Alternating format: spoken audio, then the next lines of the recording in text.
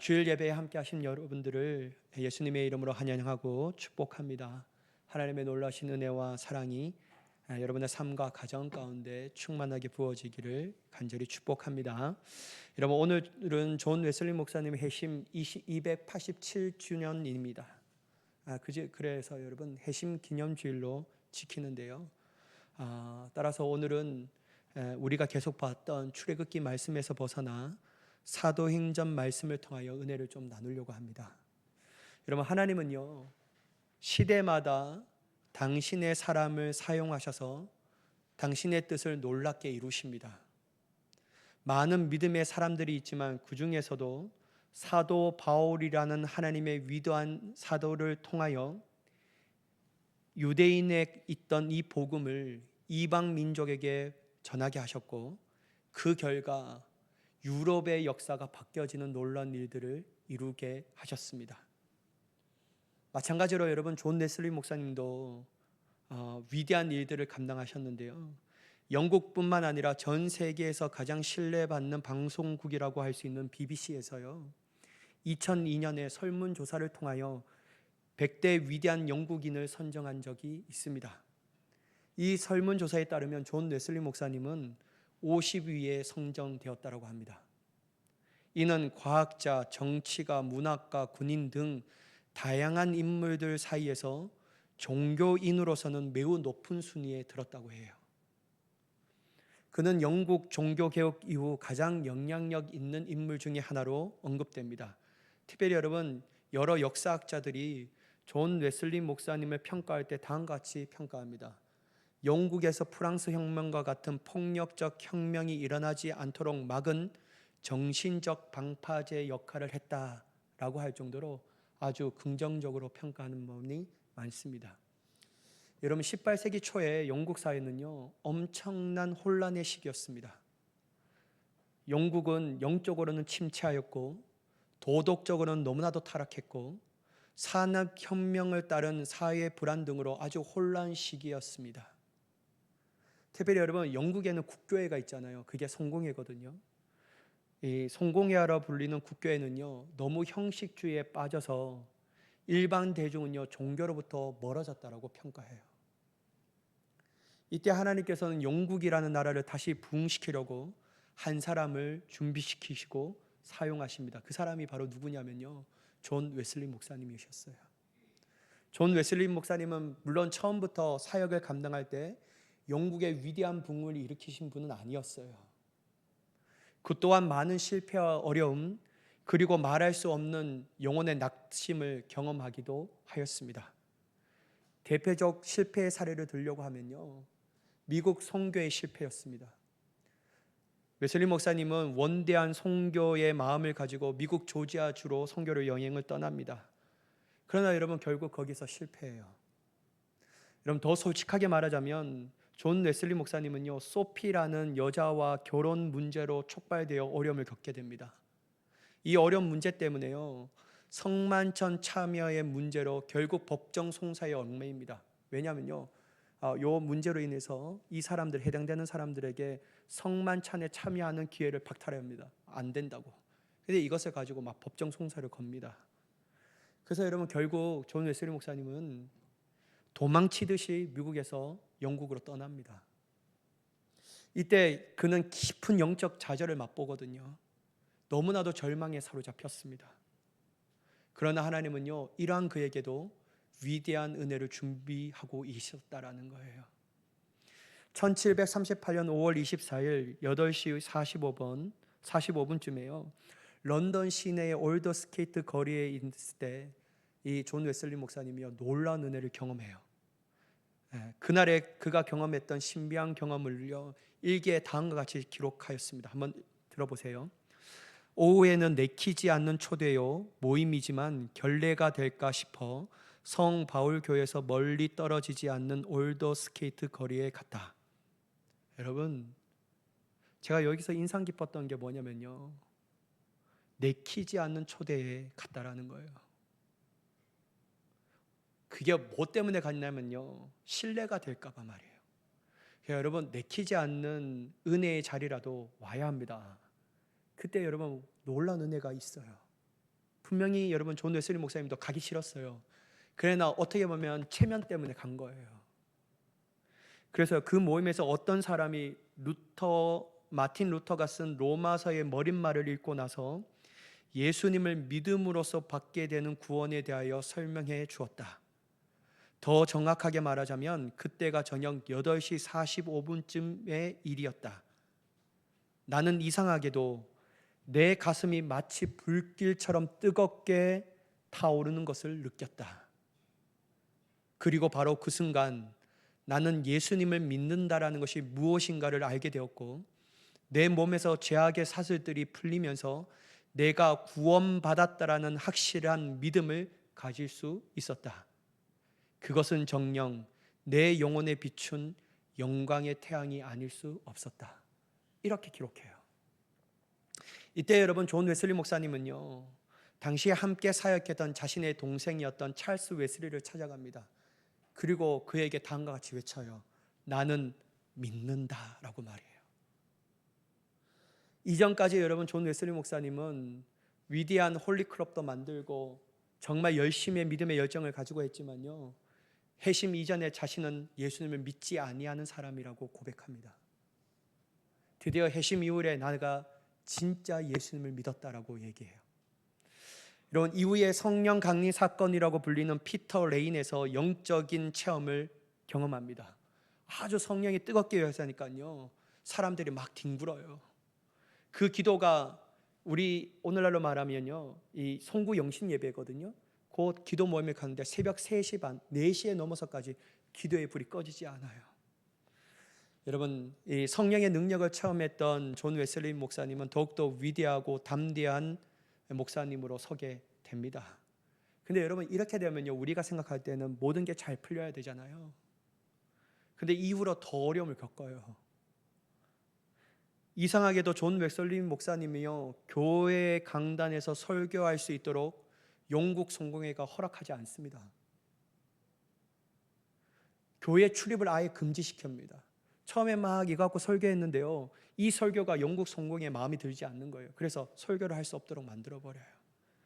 그래서 그는 직접 거리와 광장에서 설교를 했으며 특별히 말을 타고 이곳저곳 다니며 설교를 했다고 합니다. 그래서 어떤 전문가가 그 거리를 측정했어요. 여러분 놀라지 마세요. 말 타고 얼마나 간지 아세요? 40만 킬로미터를 이동했다고 해요. 뭐 하려고요? 설교하려고, 복음 전하려고. 이걸 따져보면요, 지구 7바퀴를 도는 이 거리였다라고 얘기해요. 그리고 수치상으로 약 40만 회 이상의 설교를 했다고 얘기합니다. 저는요, 오늘 이 사도행전의 말씀을 보면서 어떻게 보면 존 웨슬리 목사님이 사도 바울과 너무 닮았다라는 생각을 가질 수 있었습니다. 왜냐하면 둘 다 첫 번째, 인격적 예수님을 만나 회심을 체험했다라는 거예요. 이게 첫 번째 공통점이었고요. 두 번째는 뭐냐면요, 성령의 충만함으로 사역했다라는 거예요. 일단 세 번째 뭐냐면요, 고난 안에서도 핍박 안에서도 결국 승리의 사역을 감당하셨다라는 거예요. 이게 보면요, 너무 똑같아요. 그렇다면 여러분, 사도 바울과 존 웨슬리 목사님이요, 사명의 길로 끝까지 달려갈 수 있는 원동력은 도대체 무엇이었을까? 그걸 좀 함께 나눠보자고요. 왜냐하면 우리 또한 하나님의 주신 사명의 길을 끝까지 달려가야 하기 때문에. 여러분, 오늘 본문의 말씀 22절과 23절을 한번 보실까요? 보라, 이제 나는 성령에 매여 예루살렘으로 가는데 거기서 무슨 일을 당할는지 알지 못하노라. 오직 성령이 각성해서 내게 증언하여 결박과 환난이 나를 기다린다 하시나. 특별히 여러분, 사도 바울은 22절에 자신은 무엇에 매여 예루살렘으로 간다고 합니까? 무엇에 매였다고요? 여러분, 속삭이지 마시고요, 제 귀에 들리도록 얘기해 보세요. 여러분, 무엇에 매였다고 해요? 성령에 매였다고 해요. 여러분, 성령에 매였다라는 것은 뭘까요? 성령님이 친히 인도하신 대로 갔다라는 거예요. 사역의 주도권이 자신에게 있다라는 거예요? 아니면 성령에 있다라는 거예요? 성령님에게 있다라는 거예요. 이게 매이다라는 표현이에요. 두 번째, 여러분, 또한 23절에서 그는 항상 성령의 음성에 듣기를 민감하게 반응하였습니다. 그러니까 여러분, 성령이 각성해서 내게 증언하여 결박과 환난이 나를 기다린다라고 얘기했다. 여러분, 사도 바울은요, 자신의 선교 사역의 주체가 자기가 아니라 늘 성령님이셨어요. 사도 바울이 다메섹상에서 예수님을 인격적으로 만나고 나서 그는 한 번도 자기의 의지와 생각과 판단대로 사역의 계획을 실행하지 않습니다. 오직 성령이 이끄시는 대로 순종하며 나아갑니다. 이게 제 말이 아니에요. 여러분, 고린도전서 2장 4절과 5절의 말씀 한번 같이 읽어볼까요? 2장 4절과 5절 말씀입니다. 시작. 내 말과 내 전도함이 설득력 있는 지혜의 말로 하지 아니하고 다만 성령의 나타나심과 능력으로 하여 너희의 믿음이 사람의 지혜에 있지 아니하고 다만 하나님의 능력에 있게 하려 하였노라. 여러분 보세요. 사도 바울이 선교와 전도는요, 무엇으로 감당했다고요? 성령의 능력으로 감당한 거예요. 여러분, 사도 바울은 엄청 똑똑한 사람이었습니다. 엄청나게 빠삭한 사람이었어요. 유식한 사람이었어요.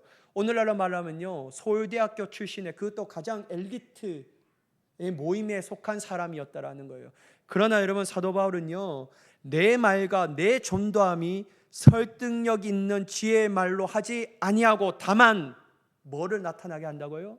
성령의 능력에 나타나신가, 그 능력으로 한다라는 거예요.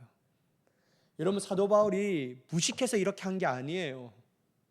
그는 오로지 자신의 사역을 사람의 말로 하지 않고 성령님이 나를 통하여 역사하실 수 있도록 온전히 통로가 되기를 원했다라는 겁니다. 그 이유가 있어요. 왜냐하면 믿음의 역사는 성령의 역사니까 말이에요.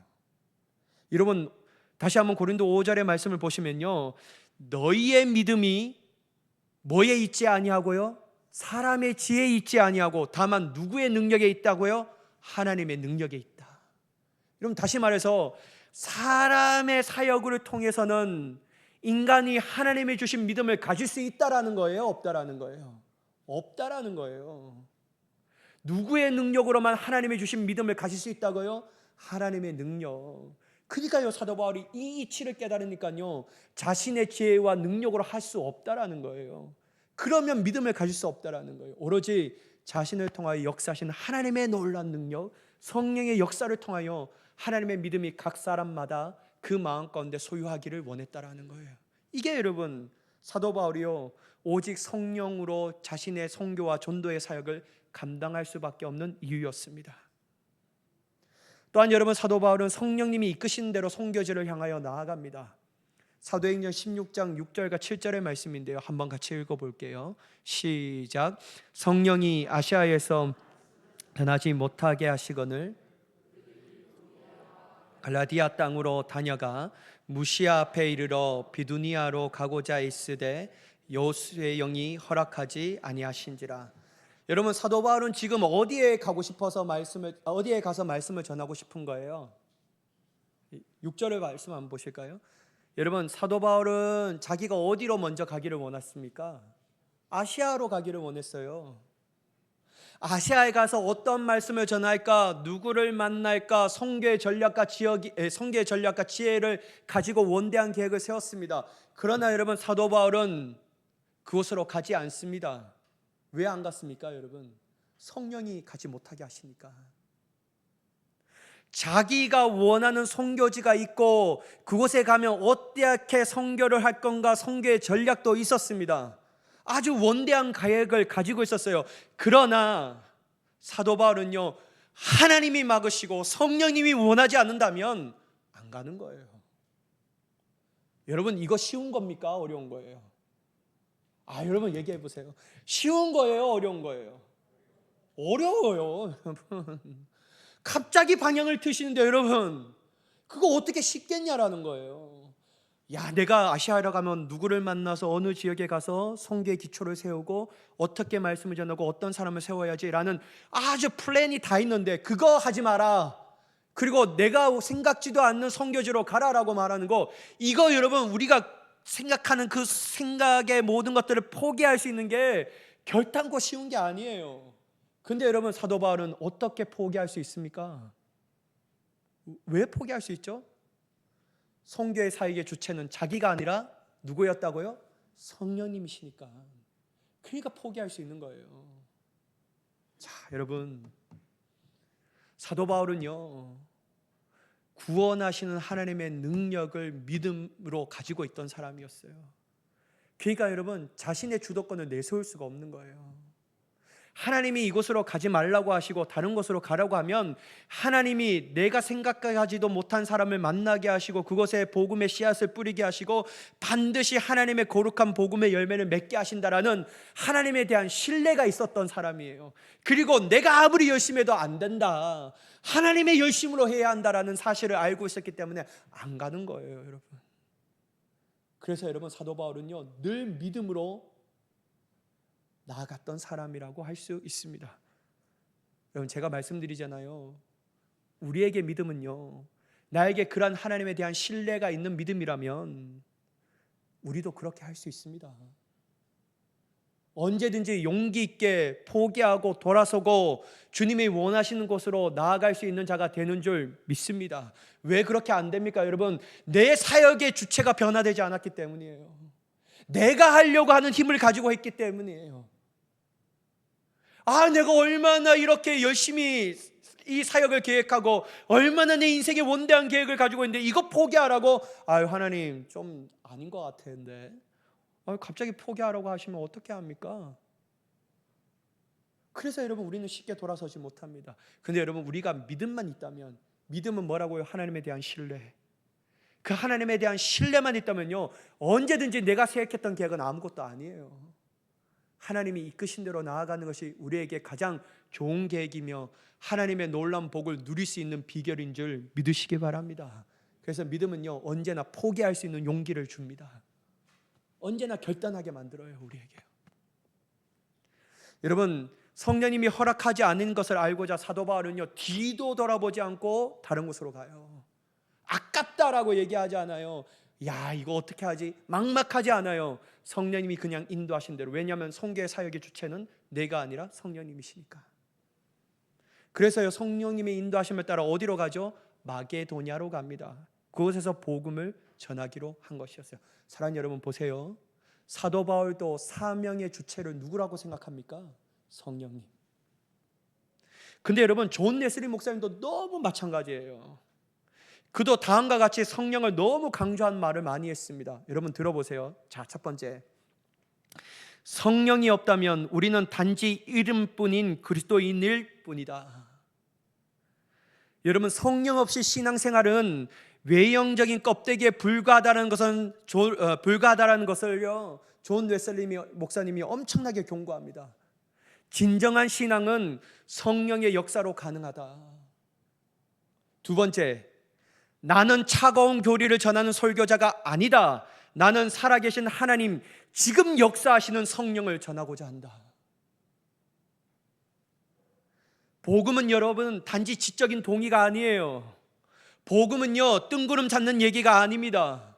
성경의 말씀은요, 문자적인 말씀으로 우리에게 주는 지혜가 아니에요. 성령의 말씀과 복음의 역사는 지금도 움직이시는 성령의 역사를 통하여 우리에게 다가오는 실제입니다. 실제요. 그러니까 여러분, 성령은요, 현재적인 임재와 체험이라고 강조합니다. 세 번째, 성령께서 증언하실 때에야 우리가 하나님의 자녀라는 확신을 갖는다. 여러분, 존 웨슬리 목사님은요, 하나님의 자녀라는 내적 확신은요, 자신의 감정과 지혜로 가져지는 게 아니라고 분명하게 말합니다. 내가 느끼니까 나는 하나님의 자녀야, 이게 아니에요. 존 웨슬리 목사님은요, 성령님께서 우리에게 친히 증거하신다라고 말해요. 내 영과 더불어 너는 하나님의 자녀다. 성령이 주신 내적 확신이 가지게 되는 거예요. 성령의 가장 본질적인 사역은 바로 우리 영에 행하신 일들이라고 분명하게 얘기합니다. 우리의 감정과 지혜가 아니에요. 여러분, 네 번째, 성령께서 거듭나게 하시고 성화의 삶으로 이끄신다. 성령 없이는 성화는 불가능하다. 그는 회심과 성화의 모든 과정이 오직 성령의 능력으로 이루어진다라고 가르칩니다. 그래서 성령 받아야 한다라고 얘기해요. 사랑하는 여러분, 자, 왜 우리의 신앙은요 20년 전과 20년 후와 똑같을까요? 왜 그럴까요, 여러분? 한번 그렇게 고민해 보신 적 있어요? 내가 20년 전에 경험했던 그 성령의 기쁨이 왜 지금은 누리지 못할까요? 왜 여러분 우리는 단 한 발짝도 믿음의 진보를 이루지 못하는 쳇바퀴 도는 인간적인 신앙의 삶을 살아갈까요? 왠지 아세요? 성령에 대하여 관심이 없기 때문이에요. 회심과 성화는 오직 성령의 역사입니다.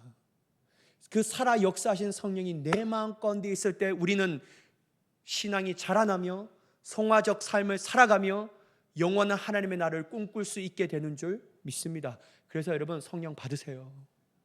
그거 안 받고는 안 돼요. 우리의 신앙은요 거듭난 신앙의 생활을 할 수가 없는 거예요. 자, 다섯 번째, 성령을 체험한 이들은 단지 기독교의 교리를 말하지 않고 그 안에 생명을 간직한 사람들이다. 여러분, 성령을 체험한 사람만이 신앙의 실제적 체험을 가지는 신앙인이 될 수 있는 거예요. 이론이 아니에요, 여러분. 신앙이요, 신앙은 내 안에 이루어지는 실제적 체험이다라는 거예요. 사랑하는 여러분, 무엇이 그로 하여금 가능하게 하다고요? 성령이 말이에요. 여러분, 이 두 분뿐만 아니라요, 우리가 가장 사모해하며 사랑해야 할 영원한 구세주이시며 왕이신 예수님께서도 다음과 같이 분명하게 말씀하셔요. 요한복음 20장 22절의 말씀인데요, 한번 같이 읽어볼게요. 시작. 이 말씀을 하시고 그들을 향하사 숨을 내쉬며 이르시되 성령을 받으라. 여러분, 예수님이 뭐라고 합니까? 성령 받으라고 하는 거예요. 여러분, 이때 예수님께서요 지금 어떤 상황이냐면 십자가에 달려서 곧 돌아가시기에 얼마 남지 않은 시간이었습니다. 그때 예수님께서 뭐라고 하냐면요, 온 힘을 짜내어서 다음같이 말씀하십니다. 성령을 받으라. 성령 받으라는 거예요. 성령 받으라. 또한 여러분, 사도행전 1장 8절 한번 같이 읽어볼까요? 시작. 오직 성령이 너희에게 임하시면 너희가 권능을 받고 예루살렘과 온 유대와 사마리아와 땅끝까지 이르러 내 증인이 되리라 하시니라. 여러분, 우리가 권능을 받을 수 있는 것, 세례 받으면 된다고요? 성경 공부하면 된다고요? 말씀 1년에 오독하면 성령의 권능을 받게 된다고요? 그런 거 하나도 없습니다, 여러분. 성경은 뭐라고 얘기하냐면 너희가 권능을 받으려면 뭐를 먼저 받으라고요? 성령을 받으라. 오직 성령이 너에게 임하시면 너희가 권능을 받는다. 그럴 때 비로소 우리는 증인된 삶을 살게 되는 거예요. 사랑하는 여러분, 예수님도 우리에게 성령을 받으라고 말해요. 그러면 여러분, 예수님도 무엇을 얘기합니까? 너희의 사명은 너희의 힘으로 안 된다라는 것을 얘기하는 겁니다. 여러분, 하나님의 주신 사명의 길은요 절대로 우리의 힘으로 달려갈 수 없습니다. 안 돼요, 여러분. 여러분, 하나님의 주신 사명의 길은요 우리의 지혜로도 안 됩니다. 우리의 열정으로도 불가능해요. 여러분, 한번 해보세요. 여러분, 제 말 안 듣고 한번 해보세요. 얼마나 힘든지요. 내 힘으로 사명을 감당할 수 있다? 여러분, 이 땅에 그런 사람은 존재하지 않습니다. 여러분, 성령은, 하나님의 사명의 길은요 오직 성령으로만 가능합니다. 그걸 믿으셔야 합니다. 그래서 우리는 성령을 구해야 되고 받아야 하는 거예요. 신앙의 순례자의 삶도요 내 힘으로는 갈 수가 없는 거예요. 여러분, 우린 처절하게 느끼지 않습니까? 여러분, 제가 질문해 볼게요. 여러분, 일주일 동안 하나님의 사명을 온전히 감당해서 죄 짓지 않고 온전히 승리하신 분 손 한번 들어보세요. 눈 감으라고 할까요, 여러분? 우리의 힘으로 안 된다는 거 철저하게 느끼지 않았습니까? 한 주간도요. 그래서 여러분, 신앙생활은요 내 힘으로 할 수 없고 오직 성령으로만 가능하다는 것을 우리가 듣고 깨닫고 확신해야 될 줄 믿습니다. 그러니까 여러분, 사명의 길을 감당하려면요, 가려면요 성령님을 받으세요. 그리고 성령이 내 사명의 주체가 되어야 할 줄 믿습니다. 두 번째, 여러분, 사명의 길을 달려가는 길이 결코 쉽지 않다라는 거예요. 다시 본문 22절과 23절의 말씀을 제가 한번 읽어볼게요. 보라, 이제 나는 성령에 매여 예루살렘으로 가는데 거기서 무슨 일을 당할는지 알지 못하노라. 오직 성령이 각 성에서 내게 증언하여 결박과 환난이 나를 기다린다 하시나. 여러분, 사도 바울은 성령이 이끄신 대로 이전부터 지금까지 열심히 사명의 길로 나아갔습니다. 그런데 여러분, 그런 그에게 성령님께서 예루살렘으로 가면 좋은 일이 있다라고 얘기하십니까? 행복한 일이 일어날 거야 이렇게 얘기하셔요? 아니요. 뭐가 있다고 합니까? 결박과 환난이 있을 것이다. 여러분, 성령님께서는요, 긍정적이 일어난 일이 일어날 것이라고 말씀하지 않아요. 여러분, 바로 23절에 성령님 분명하게 사도 바울에 이렇게 말씀하십니다. 너를 기다리고 있는 것은 결박과 환난이다. 여러분, 저는 여기서요, 오늘 설교를 준비하면서요, 하나님에 대해서 참 무심하다, 하나님이 정말 무심하다는 생각이 들어요. 여러분, 사도 바울이요, 요 편지를 쓸 때요, 이제 하나님 나라에 가는 날이 얼마 남지 않았어요. 그의 인생의 끝의 시간이 얼마 남지 않았던 거예요. 그러면 여러분, 얼마 남지 않으면 이제는 좀 편해야 되지 않겠습니까? 여러분, 그래요 안 그래요? 아니, 맞아요 안 맞아요 여러분? 여러분, 이전까지 고생했으면 이제는 좀 편안히, 사도 바울아 수고했다, 예루살렘에 가면 너에게 얼마나 좋은 사람들이 많을지 기대하여라, 이렇게 얘기해 줘야 되잖아요. 근데 그렇게 얘기해 주지 않고 사도 바울아 결박과 환난이 너에게 있을지어다, 이렇게 얘기해. 얼마나 하나님이 정말 우리 하나님 좋으시면 이럴 때 하나님은 좀 짜증이 나요. 저는요, 이제 좀 좋은 일, 노년에 이제 얼마 남지 않은 날 평안하게 좋은 일만 일어나야 되는데 안 그래요. 여러분, 사도 바울은요, 회심한 이유와 사명의 길을 달려가는 그 길 가운데요, 말할 수 없는 고난을 너무 많이 받았어요. 여러분, 제가 빠르게 한번 얘기할게요. 첫 번째, 다메섹상 도상에서 회심 직후에 유대인들에게 살해 위협을 받습니다. 목숨이 위험해져요. 두 번째, 예루살렘에서는요, 백척과 위협을 당합니다. 너무 위험을 느끼니까요, 사도 바울이 어떻게 하면 자신의 고향 다소로 다시 돌아가요. 잠시 몸을 피합니다. 세 번째, 여러분, 1차 선교 여행 중에 비시디아 안디옥에서 박해를 받아요. 이고니온에서는요, 돌에 맞아 죽이려는 음모가 있었어요. 그거 피하니까요, 루스디아에서는 어떻게 되죠? 진짜 실제로 바울이 돌에 맞아 쳐 죽임을 당하게 됩니다. 딱 보니까요, 사도 바울이 죽은 것 같아요. 그래서 어떻게 하죠? 성 밖으로 던지잖아요. 네 번째, 여러분, 빌립보에서 귀신 들린 요정을 고쳐주었다는 이유로 주인에게 고발당하여 매맞고 감옥에 투옥당합니다. 다섯 번째, 데살로니가에서 복음을 전했다는 이유로 유대인들이 폭동을 일으켜요. 여섯 번째, 고린도에서는요, 유대인들이 바울을 총독 갈리오에게 고발하여 법정 송상에 휘말리게 만들어 버립니다. 가는 곳마다 여러분 위협이에요. 가는 곳마다 고난이었어요. 일곱 번째, 여러분, 에베소에서는요, 바울의 설교로 우상 숭배가 줄자 누구들이 폭동을 일으키죠? 장인들이 폭동을 일으켜요. 그래서 어려움을 겪어요. 여러분, 사도 바울은 진짜요, 가는 곳곳마다요, 어려움이 너무 많이 당해요. 사명의 길을 당하는데요, 너무 힘든 일을 경험해요. 근데 여러분, 이게 끝이 아니라고 말해요. 그러니까 여러분, 우리가 만약 사도 바울이면요, 진짜 뿔딱지가 날 겁니다. 이제는 좀 평안해야 되는데. 근데 여러분, 성령이 뭐라고 하죠? 예루살렘에 가면 박해와 고난이 너를 위하여 기다리고 있다. 근데 여러분, 존 웨슬리 목사님도 마찬가지였어요. 사명의 길을 가면서요, 참으로 많은 박해와 핍박을 받게 됩니다. 그는요, 여전히 성공의 사제였어요. 그는요, 감리교회를 만들기를 원하지 않았습니다. 그는 여전히 성공의 사제로 남기를 원했어요. 그러나 여러분, 그가 설교를 하면 할수록요, 성공회가 전하는 설교랑 달라지니까요, 성공회 교회가요, 출입을 금지시킵니다. 여러 강단을, 교회에서는 강단을 추방합니다. 그러니까 여러분, 설교할 데가 없어요. 그러니까 어떻게 하면요, 야외에 설교를 하기 시작합니다. 이때요, 수많은 군중들이 모여드는데 한 나라는 3,000명, 한 나라는 5,000명, 한 나라는 10,000명들이요, 이 존 웨슬리 목사님 설교를 듣기 위해서 야외에 모이는 거예요. 그래서 수많은 회심이 일어납니다. 그런데 여러분, 이걸 가장 싫어하는 사람들의 부류가 누군지 아세요? 성공회였어요. 성공회 사제들이요, 불량배를 사서요, 설교하는 야외 강단에서 막 돌을 던지게 해요. 심지어 여러분, 어떻게 하는지 아셔요? 설교하는 존 웨슬리 목사님의 멱살을 잡아서 끌어내립니다. 그리고 막 때려요. 심지어 여러분 집을 불태우기까지 하려고 해요. 일부 감리교 예배당은요 불태워졌습니다. 폭도들의 파괴를 당하기까지 합니다. 다 열거가 할 수 없어요. 수많은 어려움을 당했다라는 거예요. 그러나 여러분 이 존 웨슬리 목사님이 이러면 이럴수록 이를 갈갈이 가면서 내가 너희들에게 어떻게 하나 보자 이렇게 했을까요? 아니에요.